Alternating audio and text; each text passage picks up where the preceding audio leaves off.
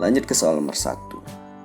Tujuan utama guru melakukan kegiatan refleksi terhadap pembelajaran adalah untuk A. Melakukan peningkatan nilai KKM. B. Melakukan program remedial dan pengayaan. C. Memperbaiki kinerja guru dalam pembelajaran. D. Memperbaiki dan mengembangkan pembelajaran.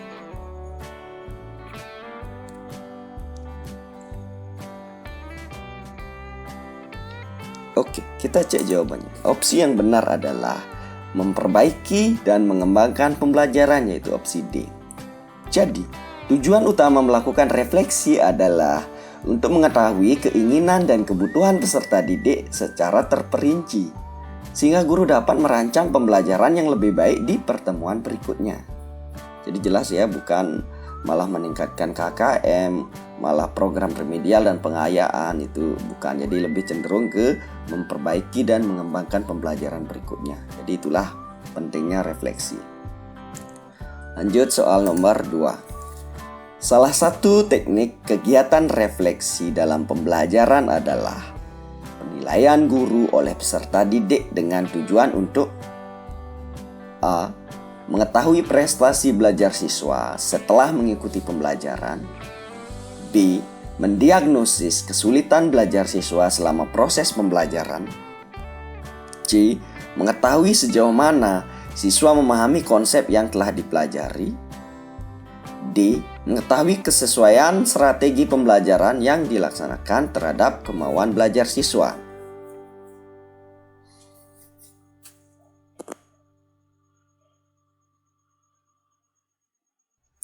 Oke, kita cek jawabannya adalah opsi D.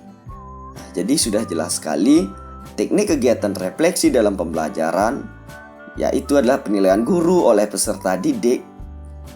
Itu tujuannya adalah sudah jelas mengetahui kesesuaian strategi pembelajaran yang dilaksanakan terhadap kemauan belajar siswa. Jadi pada saat siswa diberikan kesempatan untuk menilai guru, itu sudah jelas sekali apa kebutuhan atau strategi apa yang dilaksanakan oleh guru, apakah sudah tepat diterapkan oleh siswa atau tidak. Nah, kalau opsi A ini mengetahui prestasi belajar siswa setelah mengikuti pembelajaran, ini kurang tepat. Kalau mengetahui prestasi belajar siswa biasanya dilakukan melalui tes-tes. Jadi dengan tes itu guru sudah bisa mengetahui apakah prestasi yang dicapai oleh siswa. Jadi kalau guru dinilai oleh peserta didik itu lebih cenderung ke pelaksanaan atau kesesuaian strategi atau metode yang telah dilaksanakan itu sesuai nggak dengan kemauan belajar siswa. Kita lanjut ya, soal merga. Jika hasil evaluasi pembelajaran menunjukkan sebagian besar siswa mengalami kesulitan sehingga masih di bawah nilai KKM, maka bentuk pembelajaran remedi yang paling cocok adalah A. Pembelajaran remedi dengan tutor sebaya secara klasikal. B. Pembelajaran remedi secara klasikal terhadap konsep yang sulit. C. Memberikan tugas-tugas terkait kompetensi secara berkelompok. D. Bimbingan secara privat kepada semua siswa yang mengalami kesulitan.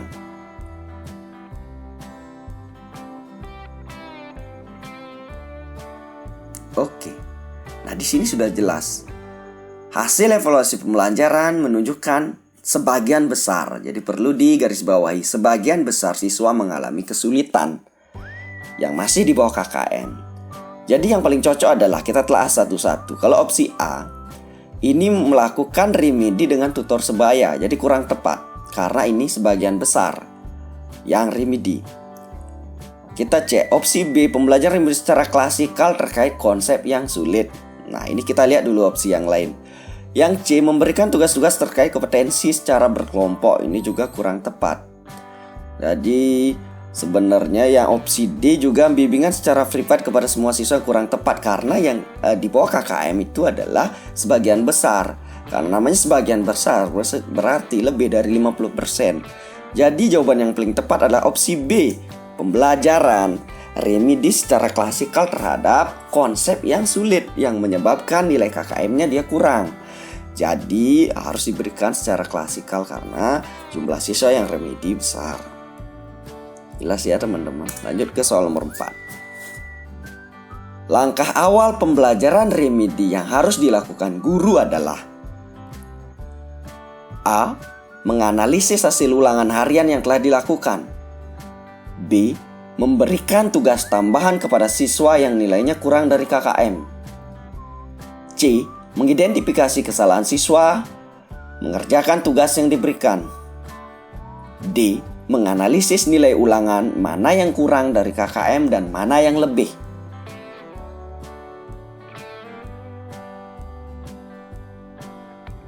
Oke, sudah jelas sekali di sini. Jawabannya adalah opsi C.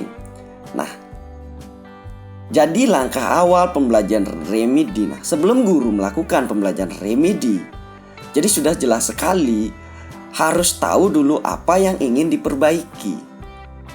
Nah, opsi C yang paling tepat, yaitu kita identifikasi dulu kesalahan siswa dalam pengerjaan tugas. Baik itu bisa dalam pengerjaan tugas, pengerjaan ulangan yang diberikan, kita identifikasi permasalahannya. Setelah teridentifikasi, maka guru bisa memberikan remedi bagian mana yang harus diberikan.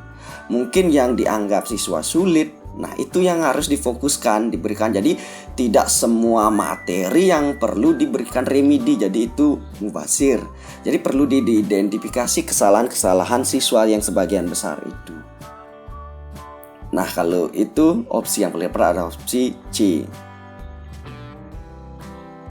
Nah, kalau opsi D kita analisis, kalau menganalisis nilai ulangan mana yang kurang dari KKM dan mana yang lebih, ini rasanya kurang tepat kalau hanya menganalisis kurangnya. Yang paling penting poinnya kalau kita lihat opsi B, itu memberikan tugas tambahan, ini kurang tepat.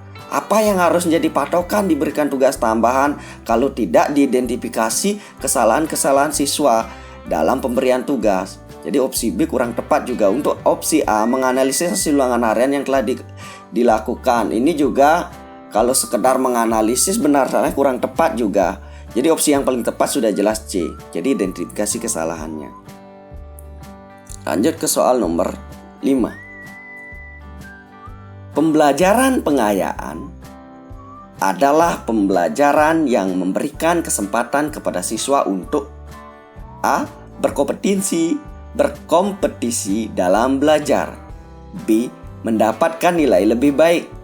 C. Mengembangkan keterampilan. D. Menambah materi baru.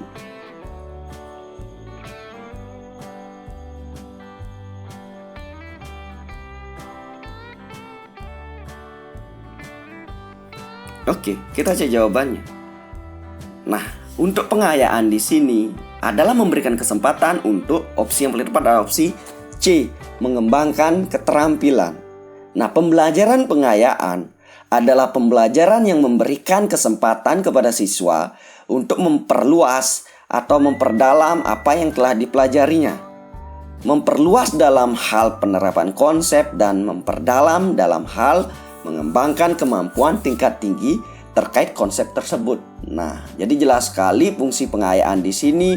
Kalau opsi A kurang tepat, berkompetisi dalam belajar. Jadi tidak, dalam pengayaan itu tidak. Untuk mendapatkan nilai lebih baik juga tidak. Untuk menambah materi baru ini mungkin sedikit ada benarnya, tapi dirasa kurang tepat juga. Karena dalam pengayaan, guru itu bukan memberikan materi baru, tapi materi yang sudah ada, namun tingkat kesulitannya atau lebih ke pengembangan yang lebih tinggi dari keterampilan. Jadi otomatis keterampilan anak akan berkembang di sana. Nah, jadi opsi yang tepat adalah C, mengembangkan keterampilan. Kita lanjut ke soal nomor 6. Pengertian kelas dalam PTK adalah sekelompok peserta didik yang sedang belajar. Adapun komponen dalam sebuah kelas yang dapat dikaji melalui penelitian tindakan antara lain sebagai berikut, kecuali A. Guru, B. Siswa, C. Materi pelajaran, D. Hasil pembelajaran.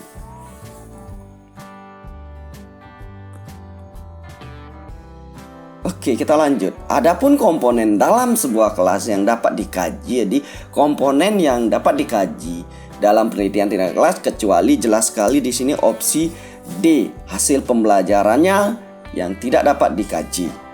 Jadi dalam kelas jelas sekali yang dapat dikaji adalah komponen guru, siswa, dan materi pelajaran yang akan diberikan di sana. Itulah komponen dalam sebuah kelas yang dapat dikaji. Kalau hasil pembelajaran ini tidak dapat dikaji di dalam kelas. Nah, ini biasanya di luar kelas untuk melakukan sebuah proses perbaikan. Lanjut ke soal nomor 7.